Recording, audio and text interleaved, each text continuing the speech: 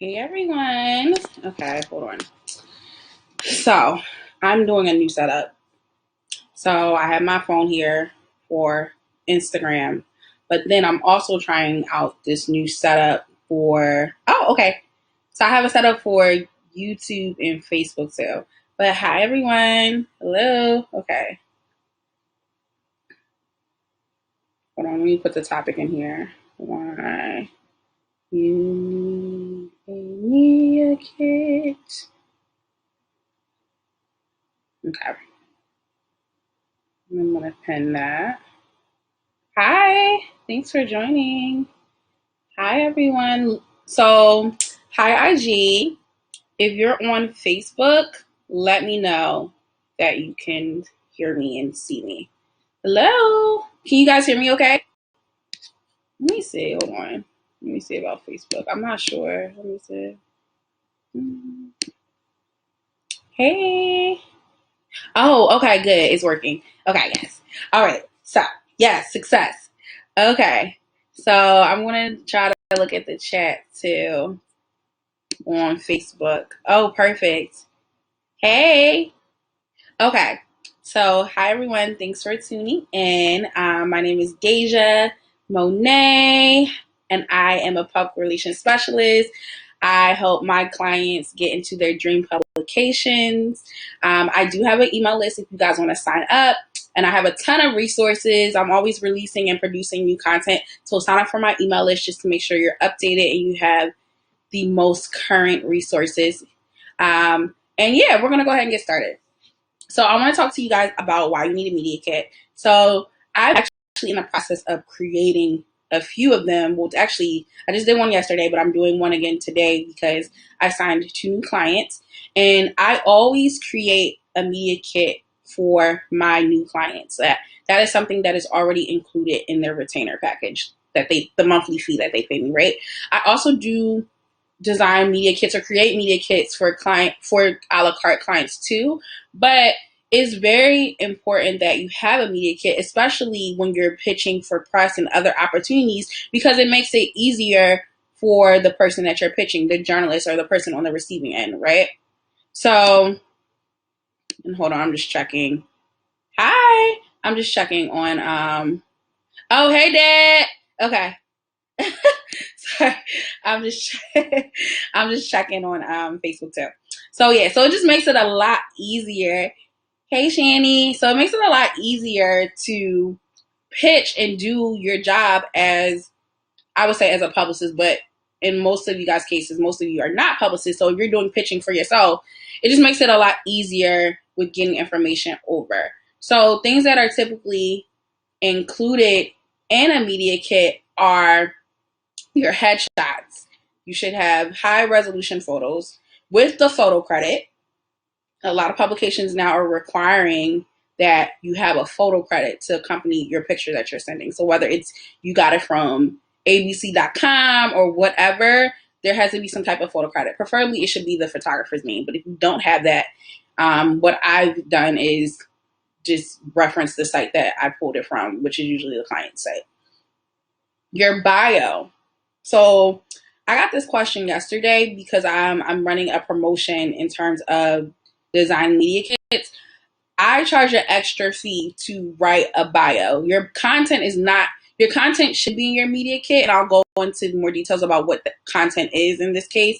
But you should, when you say if you were just to hire either like a graphic designer to design your media kit, that's what you're doing. You're just paying them to design it. They're not going to create the content. Same thing goes if you are hiring them to do a website for you. They're not going to create the content. They're pretty much responsible for the aesthetics of it. So if you decide to hire a publicist, you can they can write a bio for you. I can write bios, but it has to be a separate fee because that's a separate service, if that makes sense. And I think a lot of times, well, what am I paying you to do? You're paying me to organize and structure your kit in such a way that makes it enticing for people to do whatever that action is that you want them to do. So whether it's you want them to pick you up for press coverage, you want speaking opportunities, you want brand and partnerships. So you're like an influencer, you should have a media kit with your number. So depending on what your goals are for your media kit, it will shift in terms of the type of content. But hey Kayla, what I am going to cover is, oh, hey Halima, I'm glad that makes sense. What I am going to cover is the basics of what should be in it, which are your bio, your headshots, if you have like logos or anything. So some of you might just be making a media kit for your personal brand. Some of you might be making a media kit for your actual company. So, and then you can decide if you want one just for like who you are as an entrepreneur, or if you want one for your company. I think that one is sufficient. It just depends on what your goals are. You want to include information about your company, like who are you, what inspired you to get started. You have to think, this person that's going to be on the receiving end, that's going to be looking at this media kit, it's a convenience thing. You're providing all the content that they need into one space. And typically I would say I try to keep my media kits no more than 5 pages, because after that it gets a little bit too lengthy, and I think people have short attention spans and they're not going to read it. So I try to keep it within 5 pages. I'm all for like maybe like 2 to 3. I think 2 to 3 are sufficient. Other things that you should have: your social media, like how people contact you, like what are your areas of expertise. You can have a page on that. You can also, your website, so social media, your website links, how they can contact you, any press that you've secured. If you haven't, that's not required, but it is good. Just do a Google search. You'd be surprised, especially if you've been in business for a while. You'd be very surprised that. Oh, thanks, Halima. Okay, I'm looking at the notes. Okay, you'd be very surprised about how many, like, if you have any features. You never know. Somebody might write about you, so that's a good thing to keep in mind as well. So you get the media. So we talked about what a media kit is. Hey, Jahara. Talk about what a media kit is, why you need it, and what goes in it. So what do you do once you have the media kit together, I guess is the next question. So that's when you start distributing it in terms of your pitching process. So you have to determine ultimately, why do you want this media kit? Majority of the time is for press opportunities and collaborations. So then that's when you have to either like hire a publicist or start doing the outreach on your own. I'm going to say that for another live, because yeah, that's a different subject.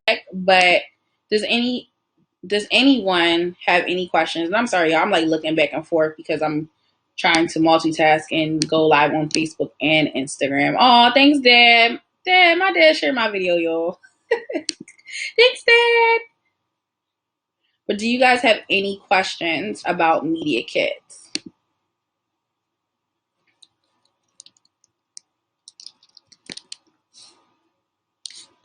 No, I'm just checking for the comments on Facebook.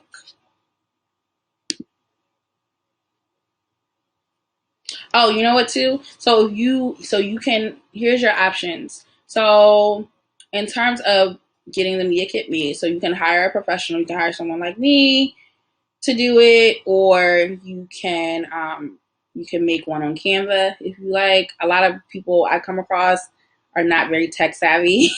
So that's the bulk of my clients when I make media kits and one sheets for, is they just don't have an aesthetic, or they're not good at using software or anything like that. I am running a special currently. Hey, Tisha. I'm running a special currently on Media Kit, so you can send me a DM if you'd like more details. But I think every entrepreneur needs a Media Kit, because prime example, I'm actually, I was booking panelists for an event. I'm not anymore, so please don't email me about it. But it made my job a lot easier for the panelists that I did reach out to, or the people that did reach out to me, when they provided a media kit, because then I didn't have to go on Google to search for them or research them, or, oh, let me see if I can find their website or something. All that information was provided to me in one place, and it made it easier for me to make a decision about whether I wanted to book them for my client's panel.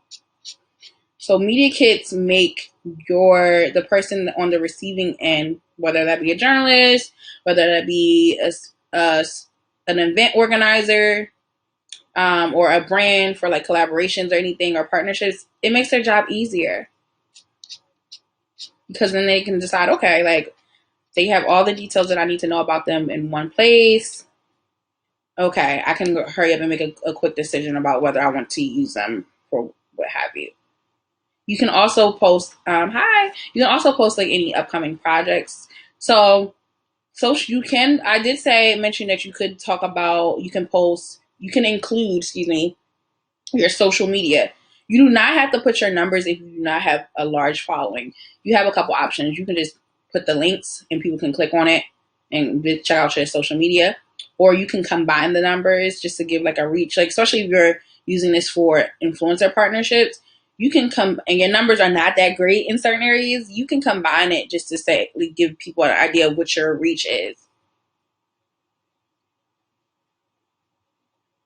But I also have a blog post about it too. Thank you. So I also have a blog post about it. So I will go ahead and reshare it on my social media so you guys can see it. But it also includes an example of what a media kit looks like. But again, I am running a special on media kits. So if you guys are interested, have any questions, feel free to DM me. Make sure you are signed up for my email list because I'm excited for July. Okay, what if it's a free headshot from a conference? That's fine, Shamiko. Just make sure that you try to get the photographer's name or even to just reference it back to your website. Because a lot of time now what's happening is these publications are getting, their websites are getting shut down because the photo credits, like photographers can go on a person's site and be like, you didn't get my permission to use this photo and sue them. So that's why it's very important to provide that information. Intellectual property is very touchy. You can't just take people's stuff, or people don't want their stuff taken without proper credit. So, I was trying this new multi-streaming tool, and it works in terms of me streaming, but I cannot see the messages unless I go. Let me see. Let me try to refresh it. I was trying to be effective. I cannot see the messages. Yeah, it's not working. Oh, okay. So that's why they said they have an issue with Facebook. But it's on YouTube, supposedly, so that's cool. So I can start getting my YouTube content up. Look at that. Look at God. All right. Does anybody have any other questions? Oh, Halima, how do we get started? LOL, I'm long overdue. Halima, I will send you a message. You're fine. You're fine. What is considered content in the media kit? Everything you listed, or like a writing example. Content is the things that I listed. So your bio. This can change depending on what your purpose of the media kit is. So you specifically, Shamiko, like you have a brand, so you will want to explain, you want to have a bio about you. You will want to explain what your movement is.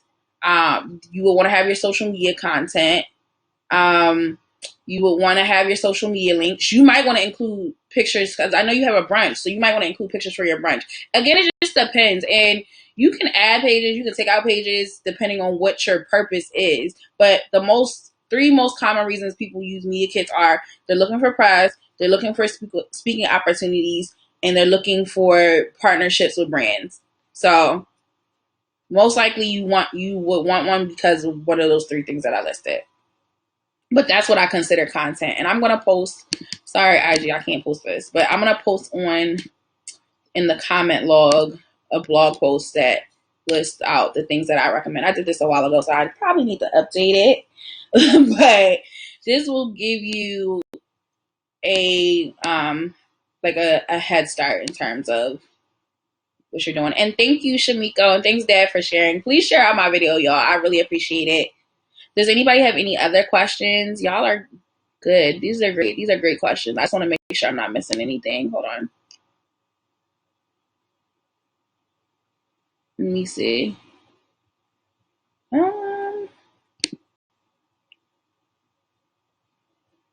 If you don't have a lot of followers, what value can you provide to brands or PR people? That's a great question, V. Michelle. So it's not about the followers, it's about the engagement.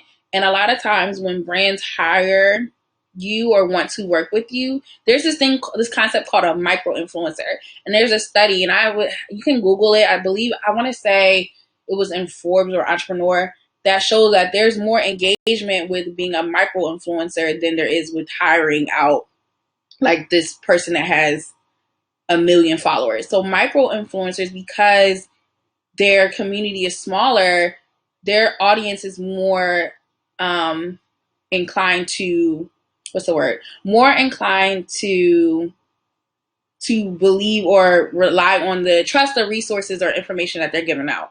So it's not about the following. The value also that you provide too is that you're a content creator. You're producing content. So think about it. If a brand were to produce some type of like content, they have to go through a lot of hoops. They have to like hire high-end photographers. It costs to run a fully high quality and comprehensive production, versus when you are a content creator, it's actually cheaper to hire you to produce content for them versus them outsourcing or producing it in their own studio. So hey Aries, so you definitely do provide value. It's not about the followers. Okay, I'm just oh she said she liked my hair, y'all. So you can start with smaller brands too. You don't always have to work with a larger brand. Sometimes larger brands they'll reach out to a bunch of, or they'll use a bunch of micro influencers instead of just paying that one like influencer that has like 1 million followers. So yeah, there's hope. Yep. I'm trying to think. There's some apps we'll look up influencer opportunity apps. I'm still frozen on yeah, I'm still live. Hold on. Oh, that's whack. Okay. Yo, I go to Google. You got me. Yo, my Google and Facebook. Click here for more. Oh no. Well, I guess my Facebook party is over. And